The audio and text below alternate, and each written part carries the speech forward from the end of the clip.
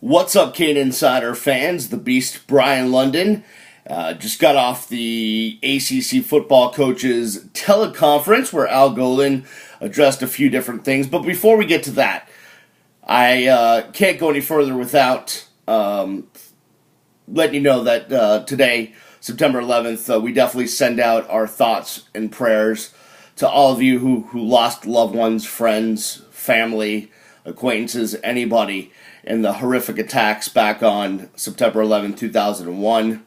We appreciate all of you that are first responders out there that do everything you can every single day to keep us well and safe. And, it's a day like today where, things like whether the offense is inconsistent or whether guys are getting certain play numbers down on defense, a lot of that becomes inconsequential because, sports, it's a distraction, it's entertainment, and it's a lot less serious than other things that we have to go through in this life. So, again, our thoughts and prayers to all of you who lost loved ones. We're thinking about all of them today here on September 11th, 12 years later. On that note, I'm sure I've told the story before, but real quick before I get to my recap of Al's thoughts, just on that day, September 11th, the tie-in with the University of Miami is that day was a Tuesday, and it was a day where Larry Coker was supposed to have his football press conference for whatever the game was supposed to be that week. So I headed out early, and I actually had an allergist appointment that morning. I remember it pretty well. The doctor down with Dr. Susan Benanati in South Miami, and I remember as I had left, as I got up that morning, my mom had called me to let me know something was going on to put on the Today Show. I put on the Today Show and watched the second plane go into the second tower. And then knew, right then and there, my roommate Dan Lang and I knew it was terrorism related, and we threw it on CNN. We, kind of started watching, remembering, Aaron Brown out there on the rooftop of CNN watching all this unfold, and I left to go to this doctor's appointment. Thinking, I don't even know if I should go. I don't know what's going on, but I'll just go. So I went there, and I remember Dan called me on my cell phone that the Pentagon got hit. And I called the doctor immediately, said, listen, whatever's going on, I don't know, but I'm not coming to the doctor today. What I did was at the time, the doctor was close to UM. I drove over to UM, and I walked into the sports information office. And some of my best friends in this world worked in that office at that time. Doug Walker, who's now at Alabama, was there. Mark Prey, who's now retired from the business. Kirsten Coleman, who's now Kirsten Alexander, whose husband is an assistant basketball coach, one of my best friends of all time. Sam Henderson, who's now with the Sony tennis over on Key Biscayne. And Joe Hornstein, a bunch of my best friends in this world at the time worked in sports information. At the time, the media, the sports information staff, we were all friends. We all hung out. We'd go to lunch together. It was a lot more jovial and kind of a closer relationship than it is now. So that was the first place I really thought to go, was to the U. And I went to the sports information office, and we all just kind of sat and watched on this small TV in the back in the sports information office, all these things unfold. And, the towers came down, and we were weeping and crying, and we just sat there and watched it mesmerized. And then a bunch of us, including one of my best friends, Robin Fink, Kirsten, Doug, all of us, decided we just had to get out of the office. So we actually went to Fridays across the street from the U to try to have some semblance of a lunch. None of us could really eat.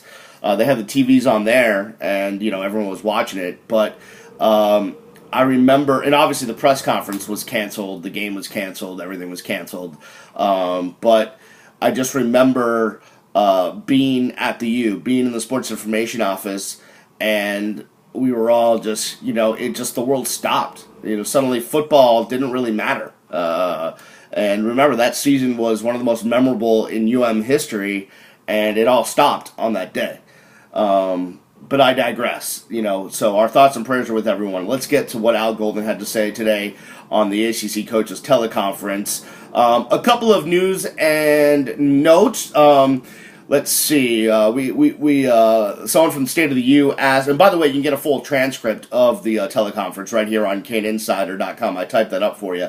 Someone from State of the U asked about parallels between the football team now after the Florida win and the basketball team after some big wins last year. And Al Golden again is just like, hey, we're not paying attention to anything going on outside of this football program. All the hype, all the exposure, whatever they're talking about, we're not paying attention to it. We're practicing. The team practiced yesterday, today, and they'll practice tomorrow. So 3 days of practice this week. And he said, we're not even calling this a bye week. We're calling it a process week. We're just trying to get better. So that was his answer to that. Tim Reynolds from the Associated Press, one of Al's favorite sons, asked about Clive Walford, who, according to Tim, 15 of Clive's last 16 touches have gone for first downs or touchdown. And Al said, hey, you know what that means? We need to get him the ball more. And we're trusting him more, and he's matured, and he's growing, and we have to get the ball to Clive Walford and all the tight ends more. So that was pretty good to hear. Also, he told Tim that Tim had his pulse on the team. So that's good to know. That's at least somebody does. Meanwhile, Matt Porter asked from the Palm Beach Post, asked about the defensive line. First, he asked about Curtis Porter, and Al, really commended Curtis Porter. Said he's healthy, he's in great shape, he's chasing after the football, he's doing great in the arm-to-arm combat that you see up front in the defensive line. He's really playing great football for us, and he's become a better teammate, a leader, and doing all the little things well. So a lot of compliments to Curtis Porter. Also, Matt asked about the defensive line rotation, and Al let us know that the only guy that played a ton of snaps on Saturday against the Gators was Anthony Chickolo, who played 71 snaps, according to Al.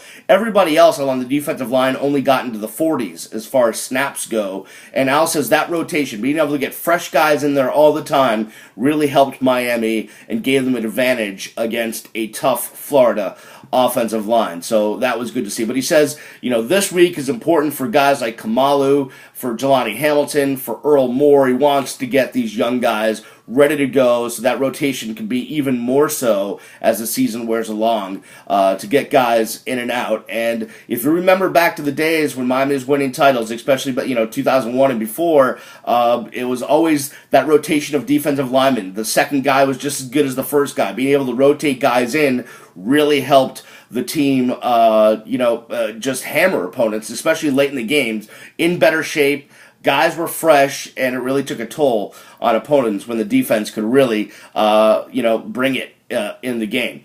Susan Miller-Degnan then asked Al about, the communication, kind of whether Philip Dorsett and Stephen Morris are on the same page. She pointed out that there was a couple times when Stephen threw the ball to Philip, and it looked like Philip had his back towards the play, and they were just not on the same page. And Al said, listen, it's just, a couple things went wrong. There's nothing to point to as far as it learning a new offensive system, being under a new coordinator. It's not Philip. It's not Steven. They're both playing well. It's just a matter of a couple things gone wrong. Al said, obviously, there's things we need to work on with the offense. Third downs, and they've done that this week. They need to work on the running game. They've done that this week. But he feels like Steven and the receivers are on the same page, and they're working on it. He says Steven looks great in practice this week. His balance is great, throwing the ball great. So that's all good to hear as we head into next week against Savannah State. Susan also asked about recruiting, and Al said that, this week was a great week for them to go out recruiting to far away places. So you'll see coaches go out Thursday and Friday to far off places where they have to travel a distance that takes them away from South Florida because there's no game this week. He said during the USF week, they'll get to Tampa, Orlando, Fort Myers, the West Coast, and then when they come back home, they'll get to all the local places and go from there. I wanted to know about the offensive line. I wanted to know how they graded out after the Gator game, and Al basically said, listen, it wasn't perfect, but, the reason that is because, we prepared one way in training camp, And then all of a sudden you get into the game and things change, and you just got to do whatever you can. He said, and I quote, we're fighting, we're scratching, we're clawing, doing whatever we need to win. And he kind of compared it to being a boxer. And you're training as a southpaw, lefty, and then all of a sudden you get into the ring and you have to switch stances, and now you have to fight as a righty. So that's what he kind of compared it to, that the offensive line kind of went into that game and just had to do whatever they had to do to get the work done. He obviously was concerned about the run blocking. They've worked on that this week. He says they have to get the running game better. And when I asked him if the pass protection was better than the run blocking, he said yes, correct. So that's pretty much what we learned from today's conference call from Al Golden on the ACC weekly teleconference. That's it. That's it as far as media availability this week. Just the one conference call. So we won't get to talk to Al again, I'm guessing, until Monday as they start to prepare for Savannah State. So hold your questions till then. That's about it for now. If there's any developments, anything going on, you can get the latest right here at CaneInsider.com. Again, the transcript, the full transcript of Val's ACC teleconference appearance is right here on CaneInsider.com.